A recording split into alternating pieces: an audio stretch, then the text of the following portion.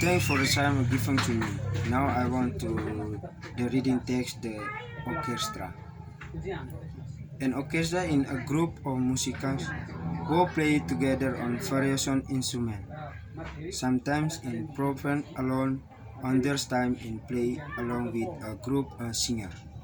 Orchestra giving concerts a pay for better or operas. They also provide background music for music and TV show. When they speak of orchestra, we usually mean symphony orchestra. They have many instruments and they play mostly classical music which is promoted in concerts.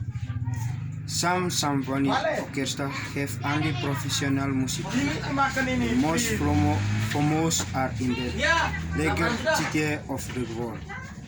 Among the art, the Berlin Philharmonic, the Vienna Philharmonic, the New York Philharmonic, the Boston and London Symphony. Orchestra music with written in the form of a score which shows the notes that are playing by its instrument. Every musical only sees the notes that the head or play. The conductor stands in front to the orchestra and dictates on the music. Thank you.